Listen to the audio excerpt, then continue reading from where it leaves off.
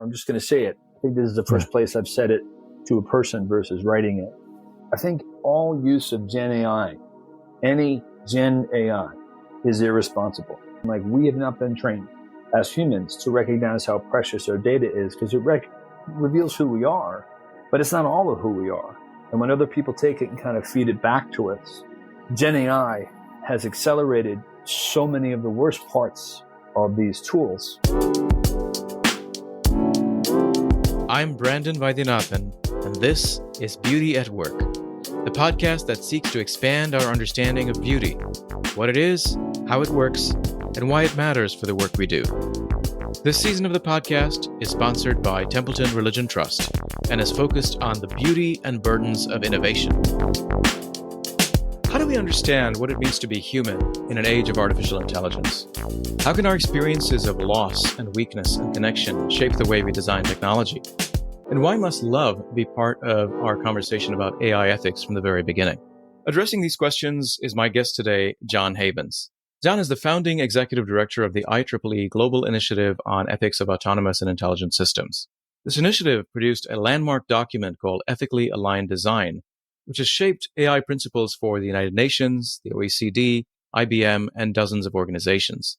John also helped create the IEEE 7000 Standards series on AI ethics, and he currently serves as the global staff director for the IEEE Planet Positive 2030 program.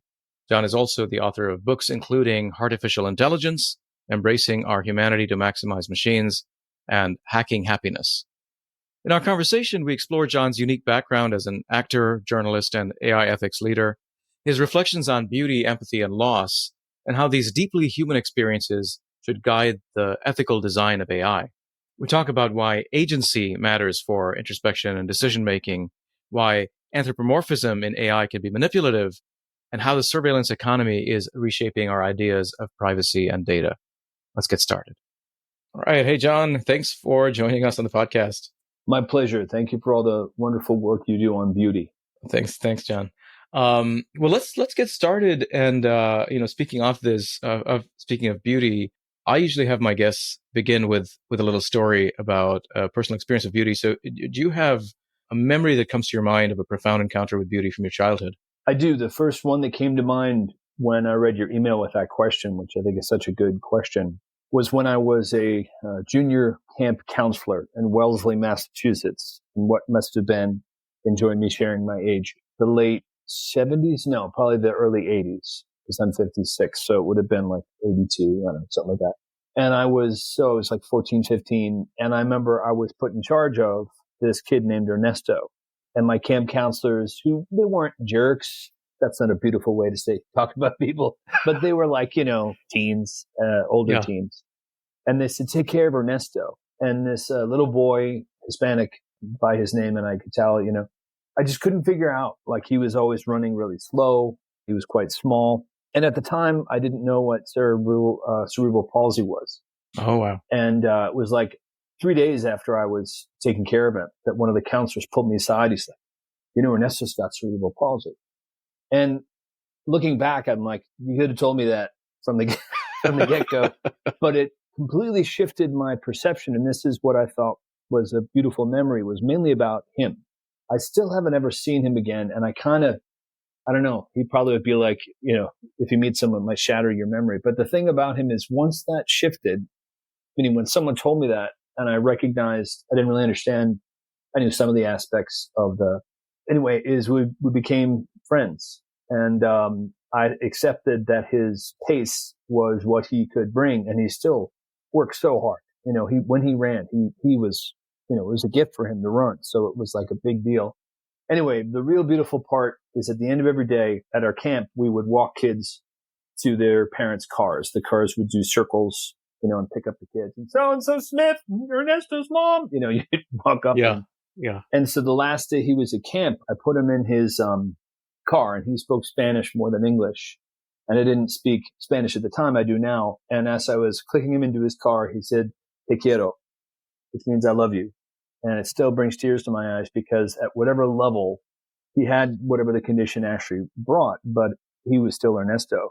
And the fact that the gift to me, the beauty, was that, pardon my language, but being a dumbass on whatever level where I wasn't being kind to him no matter what the case, because that's the job as a counselor.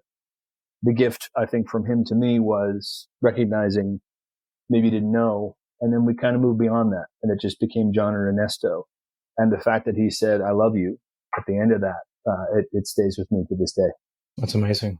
Yeah, no, that is really beautiful and profound. And it's one of these things that, as I was reading your book, Artificial Intelligence, I mean, the value of our humanity, the value of suffering, the value of even living with disability, with illness, and recognizing that all of those aspects of the fragility of our condition still have something beautiful and worth treasuring about it, I think is really under threat, right? And I'm curious to get maybe if you have a sense of what allowed you to recognize that beauty at a young age, because there may be many kids for whom suffering and disability are things to write off, and especially for there's a kind of machismo among young men that doesn't want to recognize and see anything valuable about weakness.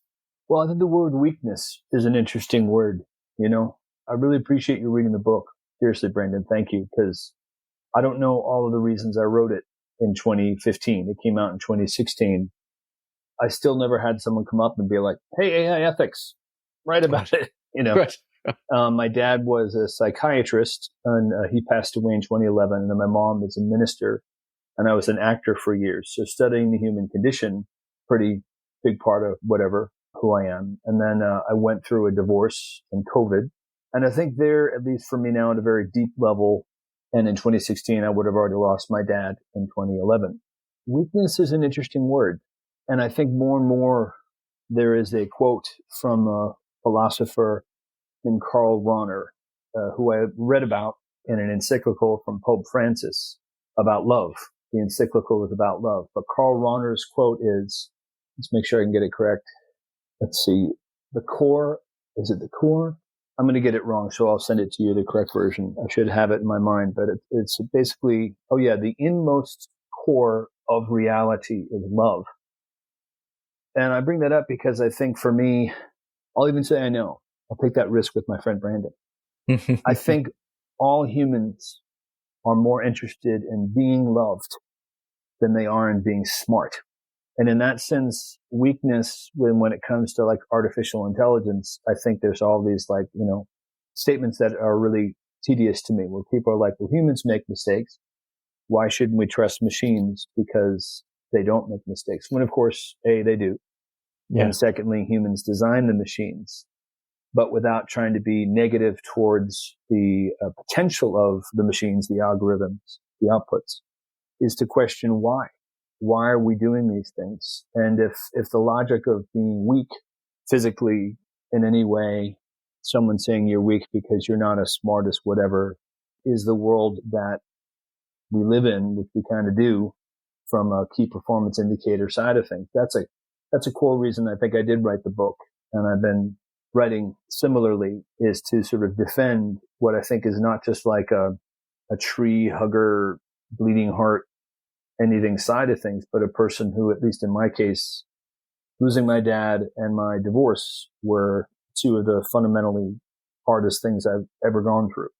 And when you get broken with whatever it is that breaks you, there's where you really identify what is it or who is it that brings me comfort and peace.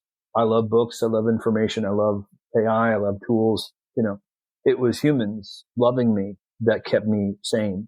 And it was my recognition that I'm not only not interested in being perfect. I don't know what that means, but I am, I figure if I can wake up every day and try to love myself or other people or also nature better, then that's a good day. Yeah. No, thanks, John. You talk a bit about, you mentioned you don't quite know why you wrote the book, but your career trajectory has been quite unusual, right? you're an actor, a musician, a journalist, and then you're an expert in positive psychology. I think your first book was on that topic, and now tech policy. Could you walk us through just very briefly, like how did you end up studying AI systems and AI, tech policy? Sure, and it's kind of you to call me an expert. I would say, a person who's fascinated with it, and my 2014 book, Hacking Happiness, and the 2016 book on artificial intelligence. I do talk a lot about positive psychology and quote from, heroes of mine in the space, the Martin Seligmans. I always mispronounce Mihail.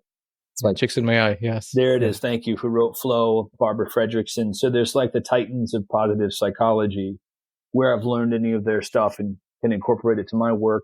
I hope, I'd be loved to be called an expert. But anyway, the point being, I think it was my desire to be a minister in high school where I don't know why. I mean, if we're going that far back, and because I think the nature of your work, which I really appreciate, is candor, as a person of faith, meaning I believe in Jesus, but the kind where you love other people versus judge them and condemn them. I really learned about from my parents. My dad, although he was a psychiatrist, I recognize, when you say someone has anger issues, as people have said about me, it feels very condemnatory just because it's very vague.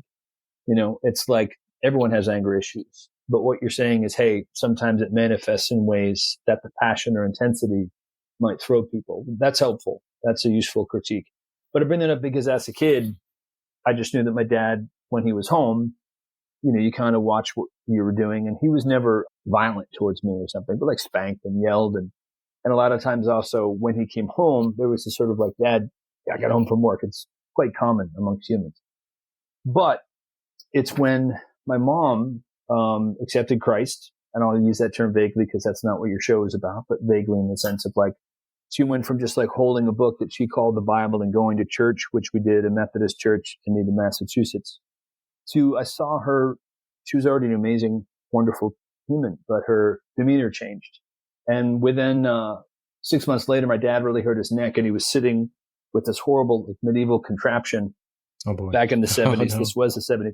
And my mom had put a stack of books next to him, the top of which was a book of the Psalms, the Jewish scripture. And my dad said he was very upset one day, leaning into the closet, looking into the dark, if we want the metaphor, and he picked up this book of the Psalms and started reading. And he said he felt his heart change. And for the next year or two, I actually felt that he transformed who he was. And he used words like Jesus and God and whatever else, but I saw him change his demeanor towards me and others. And that meant that when I was 13, I accepted Christ. And for me, that journey went from in high school, and this is, I'm giving you all this background. In high school, I did what a lot of people do, I think, with any new faith, any new thing they're excited about, which is proselytize. Talk too much, not listen. Think that I could convince someone with my words or proving with historical accuracy, which there's a lot about, especially New Testament scripture I learned about in college. Really exciting stuff when you really read any historical document. Anyway, then I got to college, and at the college it was what's called Brethren in Christ, very conservative from my background, where we couldn't drink, dance, or smoke.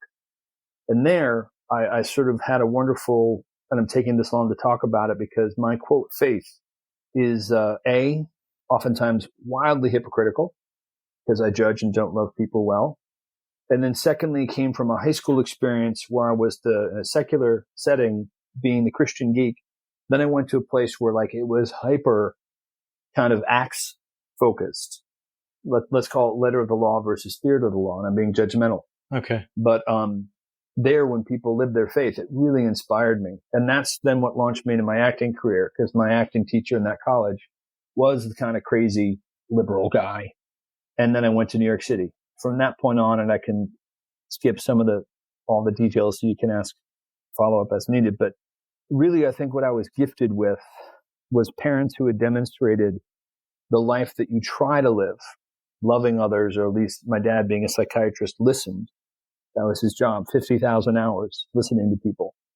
Then when you observe life, you have sort of a natural, or I had sort of natural empathy that made it easier to try to scrutinize outputs of our lives. And then things like I got into writing and marketing and PR, which are kind of outputs of that. And then when my dad died, that's the positive psychology side, sort of an homage to him. And then my mom, probably from artificial intelligence and ministry. And now the work at IEEE, where I work now in AI and ethics, and now focus on sustainability, continues to evolve. Although the last couple of years with Gen AI, it's become a lot more challenging. How so? This is not about IEEE where I work, so I'm going to put that aside. Sure. I'll tell you what, Brendan, I think more and more, I'm just going to say it, I think this is the first place I've said it to a person versus writing it. I think all use of Gen AI, any Gen AI, is irresponsible. Now, let me qualify that.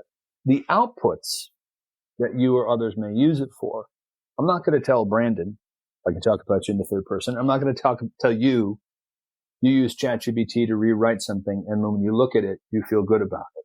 That's your subjective truth. I honor that. What I know, in my experience, especially with data, my 2014 book was focused on data, is humans don't have access, certainly Americans, to their data. If you know books like the 2019 seminal book, The Rise of Surveillance Capitalism by Shoshana Zuboff, that sort of put so much clarity. The first chapter of that book is monumental in its paradigmic level of understanding how in 1776 the nature of consumerism started to form the basis of the surveillance economy. All these big words just mean like we have not been trained as humans to recognize how precious our data is, because it reveals who we are, but it's not all of who we are. And when other people take it and kind of feed it back to us, Gen AI has accelerated so many of the worst parts of these tools. And fundamentally, I'm still on the Screen Actors Guild.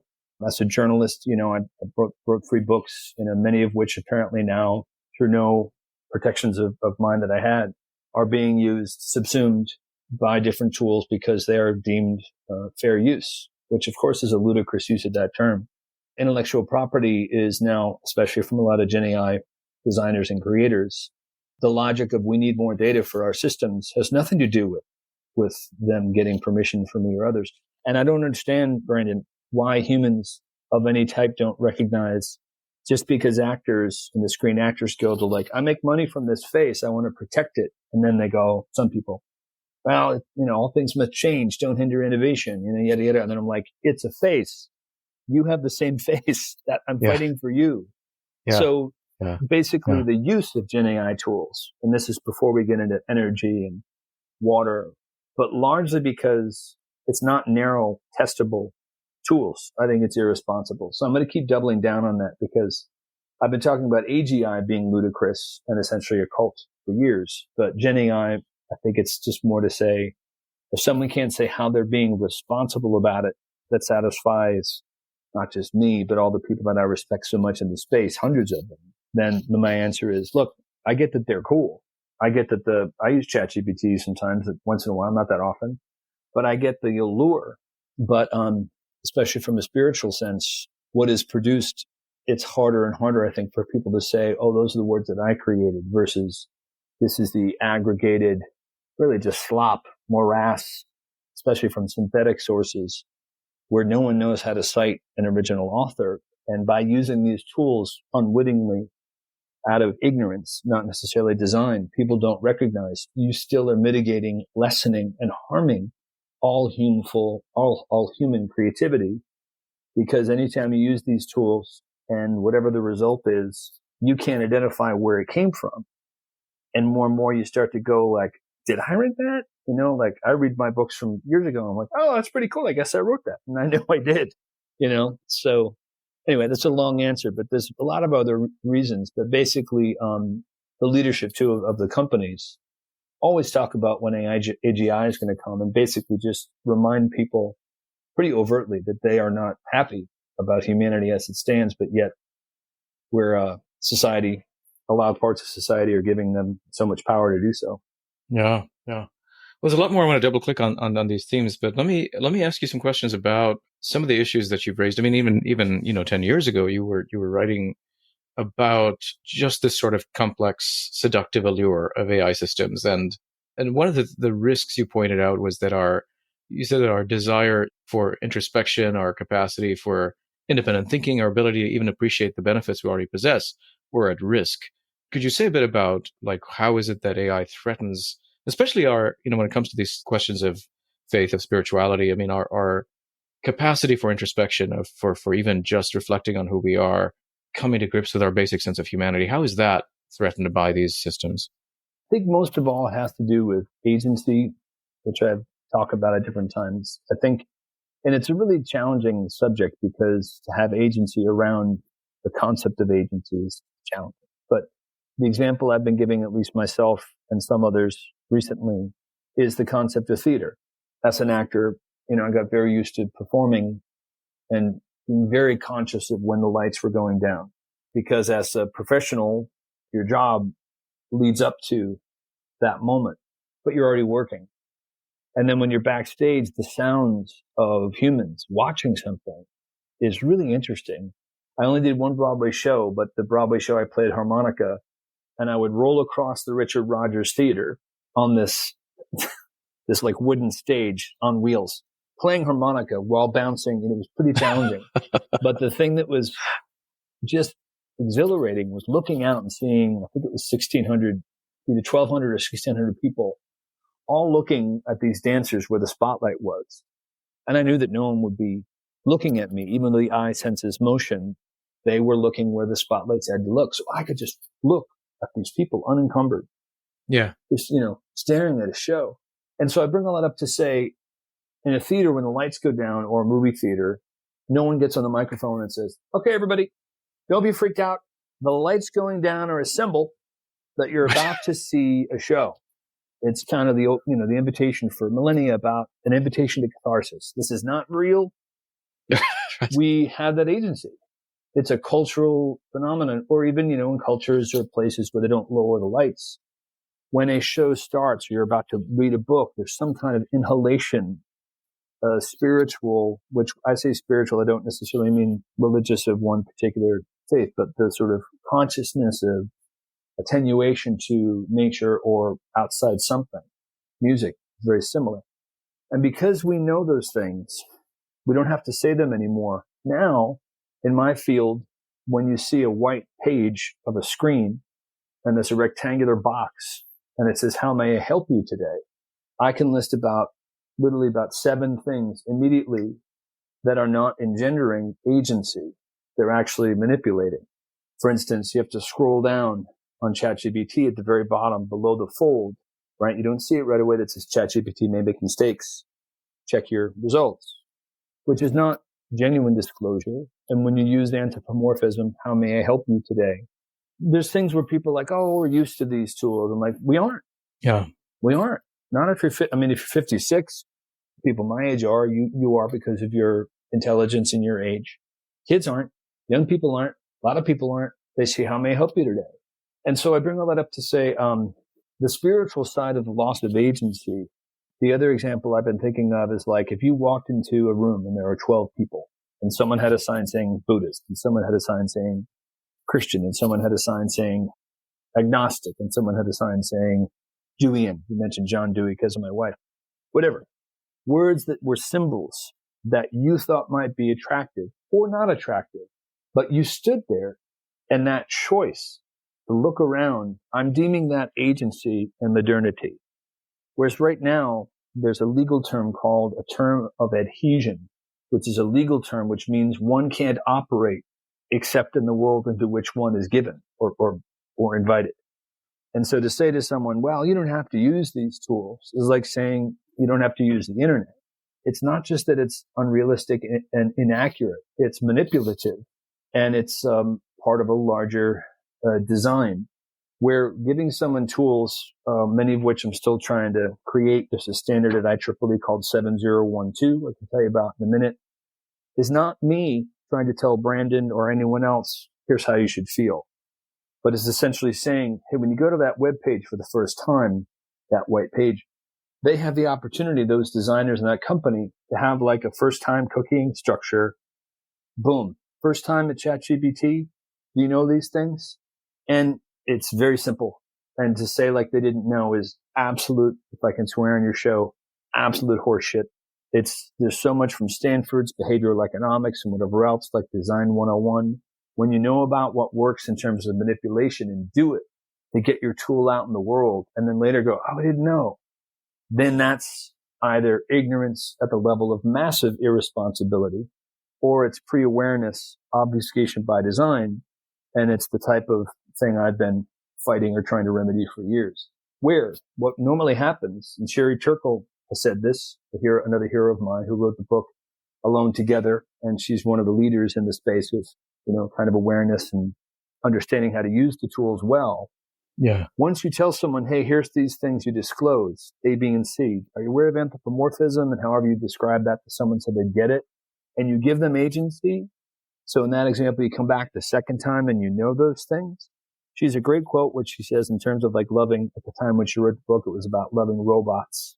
And she used the term, we're ready for the romance. Humans like being manipulated, or I should say they like being told stories and whatever else. But if you don't give them the chance to even have agency, then you get into, eventually, from a business standpoint, lowest common denominator, you're harvesting their information.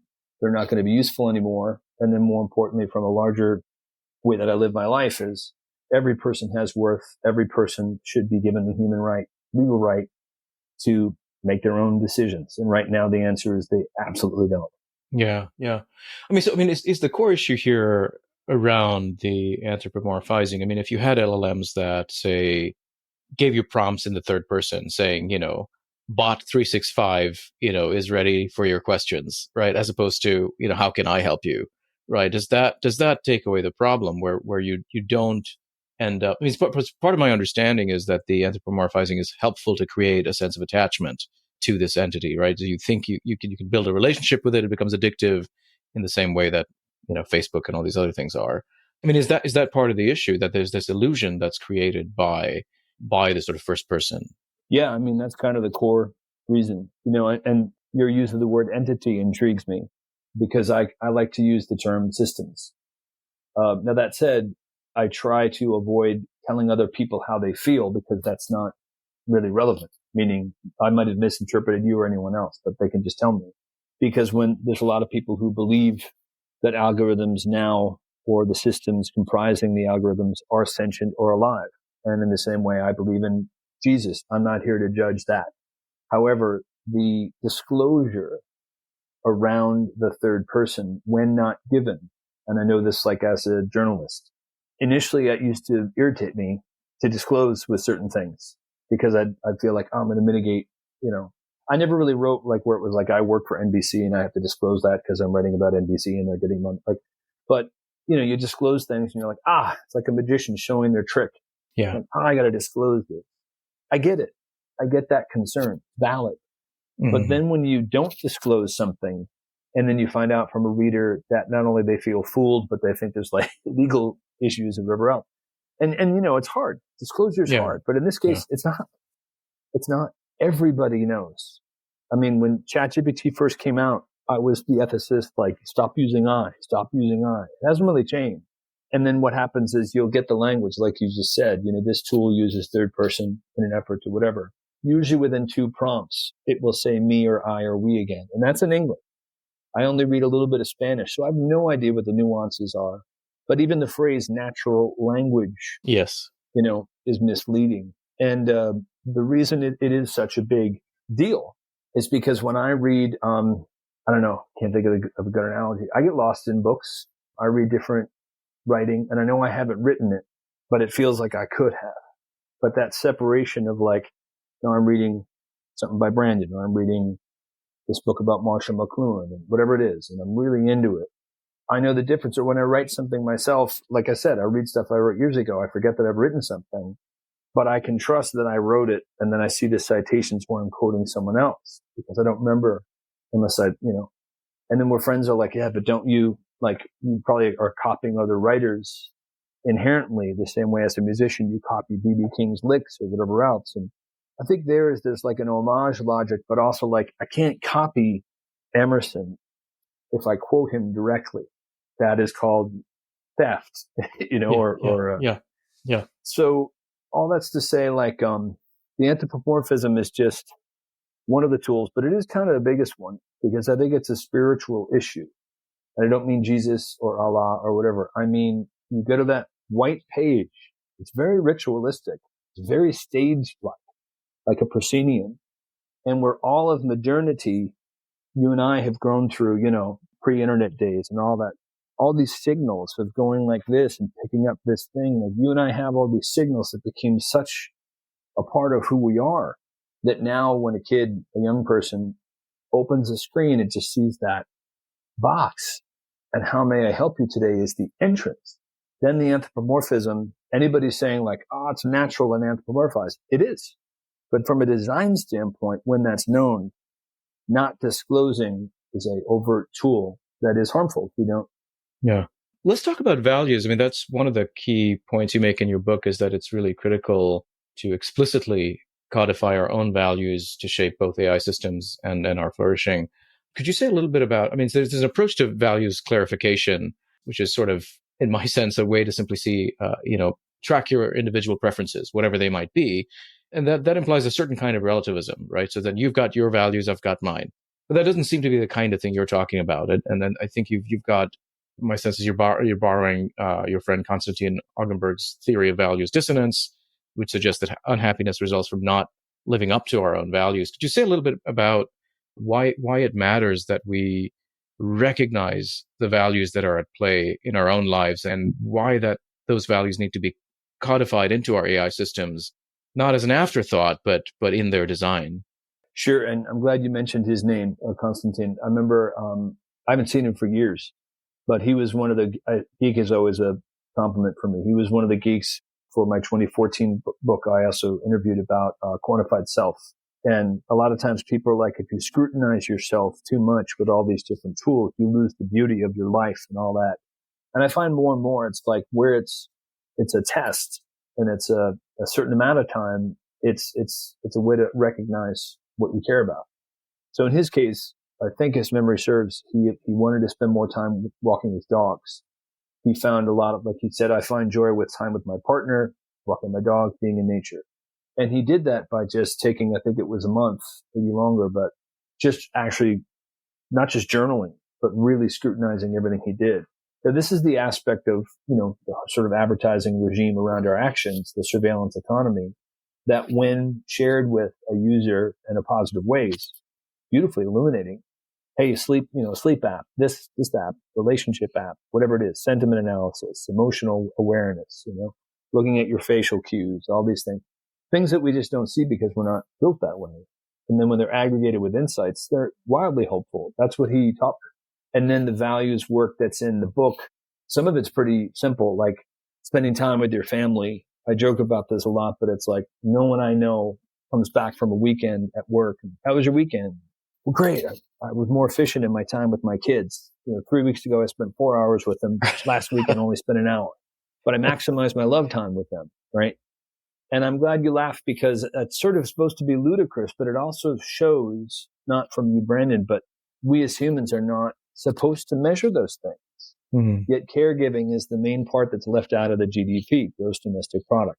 And caregiving is pragmatically meaning certainly acknowledging women, children, and nature.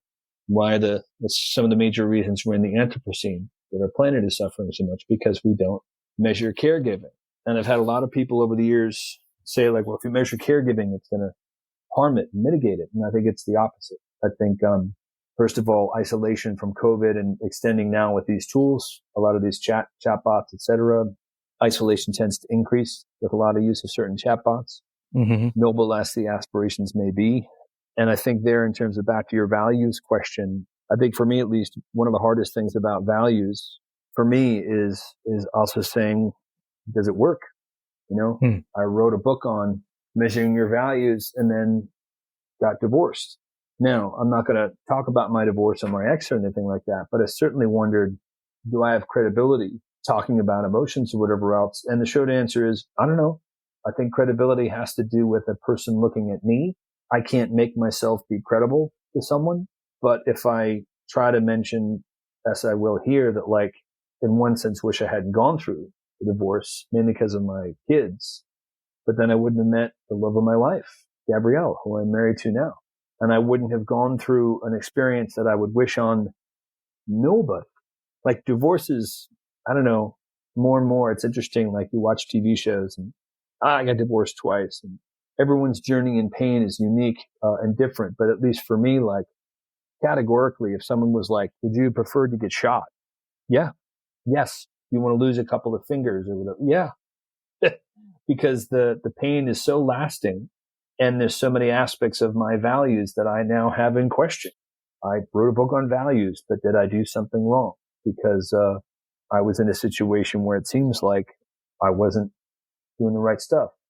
Anyway, and so there I'll say that like now I'm at a place where I come back to that quote, the inmost core of reality is love.